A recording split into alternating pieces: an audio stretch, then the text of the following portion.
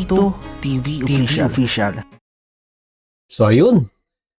Ayun, what's up mga kabagis? This is Jubilito TV Official at eto na naman po muli ang isang edisyon ng ating reaction video mga kalingap at kabagis. No?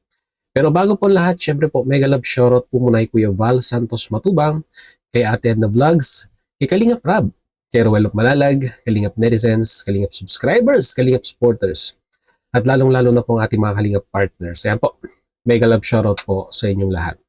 So ito na nga mga Kalingap at kabagis, no? For today's reaction video, gawa lang po natin ng reaction at bigyan natin ng opinion dito po sa naging recent live streaming po ni Kuya Val Santos Matubang. So ito na nga, marami po ang nagtatanong no, na Kalingap netizens sa comment section. Di lamang ng ating mga video upload, bagkos sa comment section din po ng mga kasamahan po nating mga reactors. Na may mga nagsasabi na bakit daw po hindi na sabihin na nating 100% pure Kalingap content ang ginagawa po no ng mga iba sa mga kasamahan po nating mga reactor. Bakit daw po kesyo yung mga iba po ay labas na no sa sabihin na nating bakuran ng community po ng Kalingap ay nadidiscuss po at napag-uusapan dito po sa aming mga channel.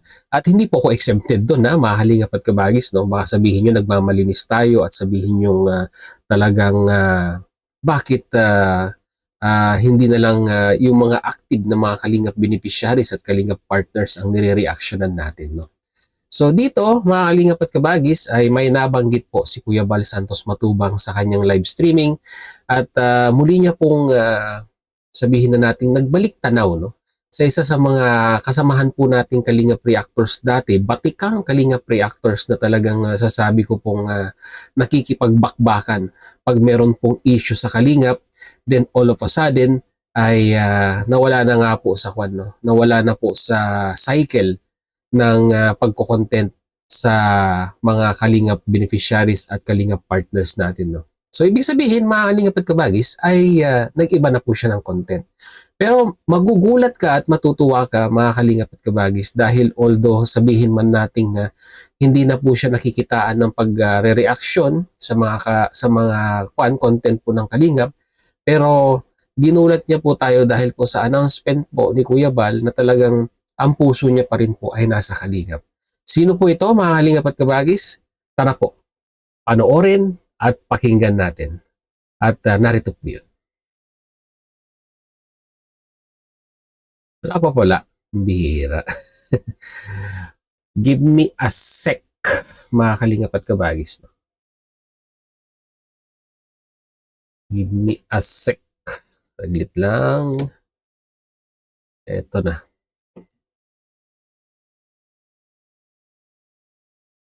Daldal ako ng daldal dito ay hindi pa pala naka-ready yung okay na mga Kalingap at kabagis. Ito na po.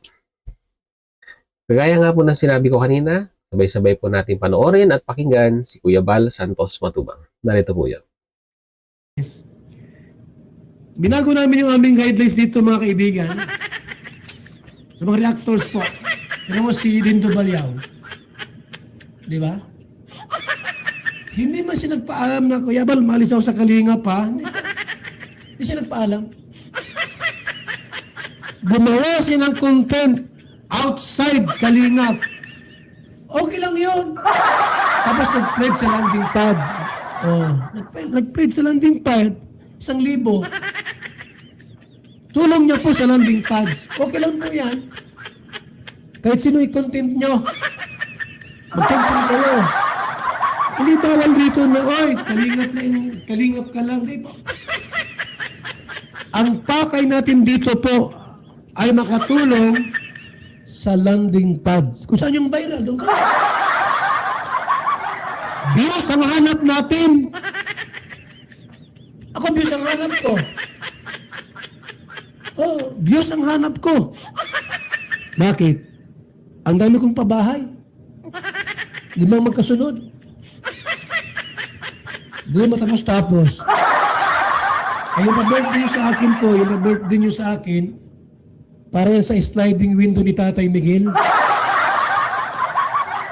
5 pong pinto, 5 yung malalaking bintana po. Baka abutin ng 50,000 lahat yun. Yung baberte nyo sa akin ngayon, kung mayroon kayong pa-Gcash. Para yan sa bahay po ni Lolo Miguel. Hindi para sa akin.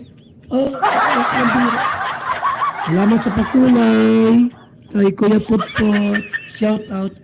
Walang problema kung mag-content kayo ng iba.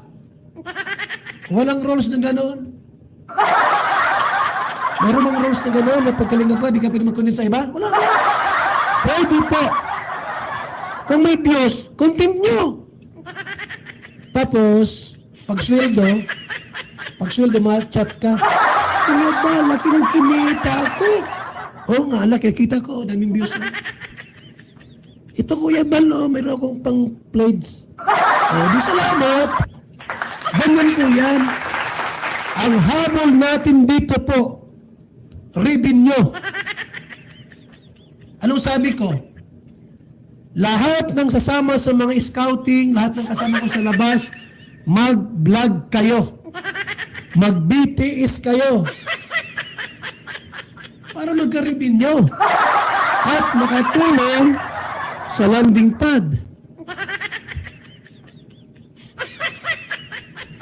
Si Kalingap Mick, inatake ng high blood. Nangiwi po. Di makapag-live si Kalingap Mick. Na high blood na po. Sa kaisip, makamatanggal ang landing pad sa Davao. Wala na kasi mga nagbibigay. Kaunti na lang po nagbibigay dito. Nasa lab team na lahat, yung Piramindo. So yun ang mga Kalingap at Kabagis, no? Very, naman po eh. Very, na-compress yung mensahe dito ni Kuya Bal Santos Matubang. So yun, no? Kasagutan, mga Kalingap at Kabagis, no? Sa mga nagtatanong po, no?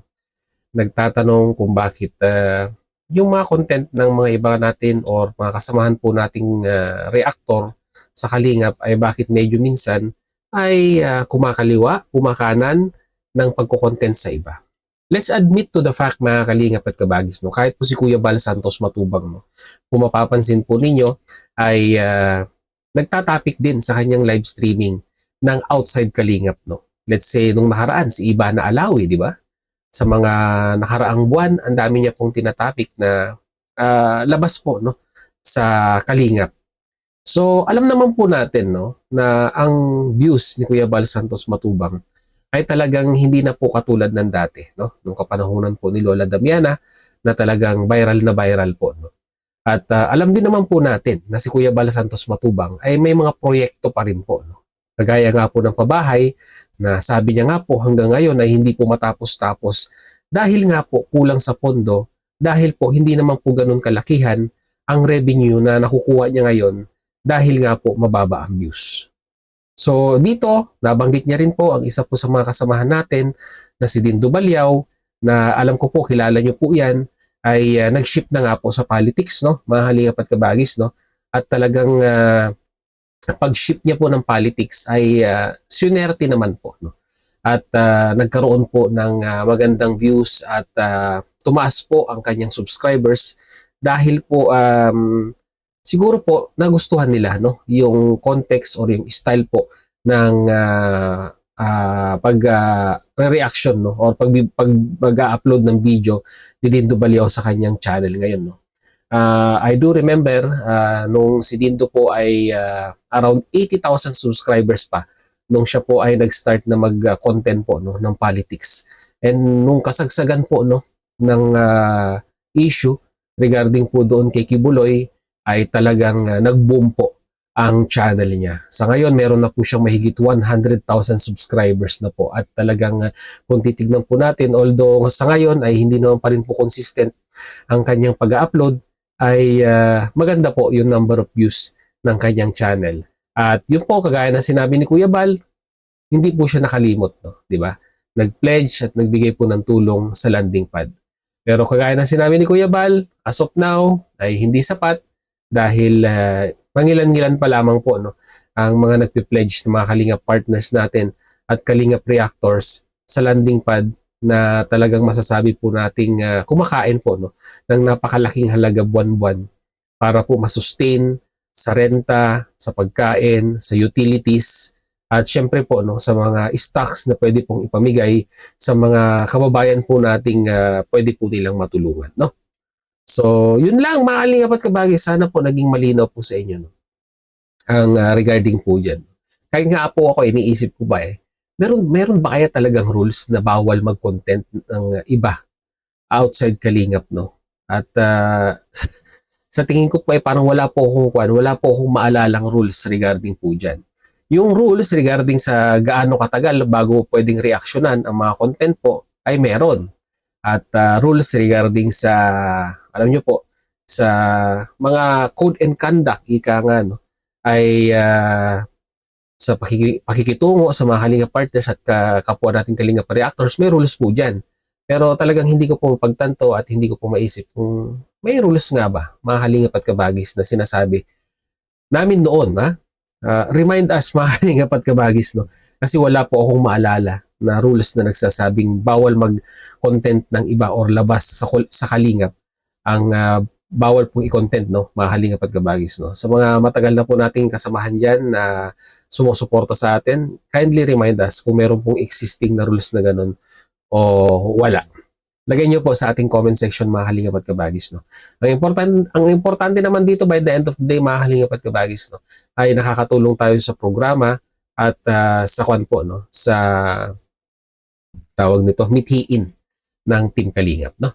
So yun mga Kalingap at kabagis, muli maraming salamat dahil nga sa dulo po ng ating reaction video ngayong araw na ito ay nasamahan niyo po muli si Jubilito TV Official. At muli po, nagpapaalala po ang inyong host sa mga hindi pa po nakasubscribe sa channel po ni Kuya Val Santos Matubang, Ate Edna Vlogs, Kalingap Rab, Ruel of Malalag, no? Suportahan po natin, subscribe po natin ang kanilang mga YouTube channel, lalong-lalo na po si Kuya Val, mga Kalingap at kabagis, no?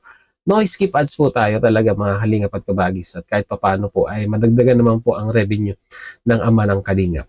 And at the same time, muli po, naglalambing din po ang inyong host. Sa mga hindi pa po nakasubscribe sa channel po ni Jubilito TV Official, ay pakihit naman po ang subscribe button at ang notification bell para maging updated pa po kayo sa mga darating nating reaction videos. Ganon din po, mga Kalingap at kabagis, pakifollow and like ang ating official FB page na may title pong kaparehas po ng ating official YouTube channel, no? At yung logo po, yung profile, ganun na ganun din po, mga Kalingap at kabagis, na as of now ay mahigit 180 followers na po, no, mga Kalingap at kabagis. Sana po madagdagan, no? So yun, once again, this is Jubilito TV Official, proud member po ng Team COS at ng Karepa Year 2024.